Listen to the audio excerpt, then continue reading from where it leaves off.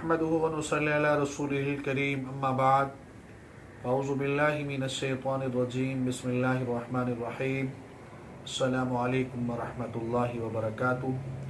मेरा नाम हकीम कारी इरफान सईद अल सईद दवाखाने से हाज़िर हूँ। नाज़रीन, उम्मीद है आप बिल्कुल खैरियत से होंगे और अपने घरों में खुशखुरम होंगे।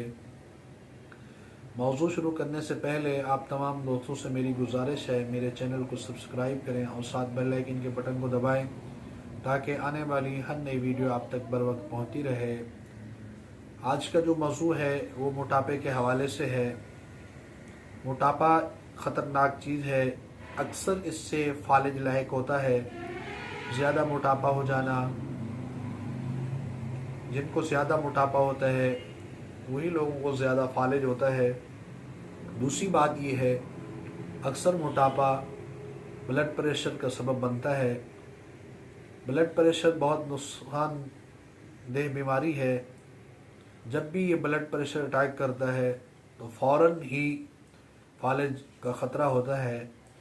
इस मोटापे के लिए एक आसान नुस्खा मैंने आपको देना है। ये नुस्खा बहुत कामयाब है और बहुत सादा है और आप ख़ुद बना के इसको ज़रूर इस्तेमाल कीजिएगा। इंशाअल्लाह इसके कोई साइड इफ़ेक्ट नहीं है, कोई नुकसान नहीं है। आप ख़ुद बनाएं, इसको इस्तेमाल करें।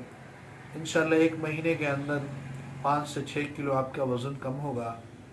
और इसके इस्तेमाल से अगर आपको गैस होता है वो भी ख़त्म हो जाएगा और मोटापा भी ख़त्म होगा, चर्बी भी इससे ख़त्म होगी। ये बहुत कीमती है, इससे आपको भूख भी लगेगी।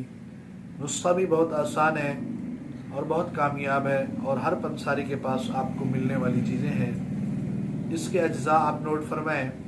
पुदीना आपने लेना है 500 ग्राम, अनारदाना 500 ग्राम, सुंड 500 ग्राम, ज़ीरा सफ़ेद 500 ग्राम और टाटरी डली वाली लेनी है। पाउडर आपने नहीं लेना है, ख़ुद ही उसको कूटना है। और मीठा सोडा 250 ग्राम।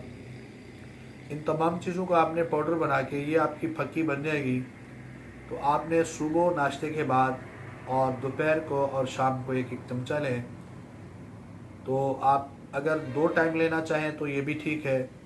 चंद दिन जब आप इसको इस्तेमाल करेंगे इससे आपको बहुत फ़ायदा होगा और आपका वज़न भी कम होगा और गैस पैदा नहीं होगा और भूख भी आपको लगेगी। ये आपके मैदे के लिए बहुत अच्छी चीज़ है और मोटापा भी ख़त्म करने का बेहतरीन हल है। उम्मीद है आज का मेरा ये प्रोग्राम आप दोस्तों को बहुत अच्छा लगा होगा। इसी के साथ मुझे इजाज़त दीजिए। अल्लाह हाफ़िज़।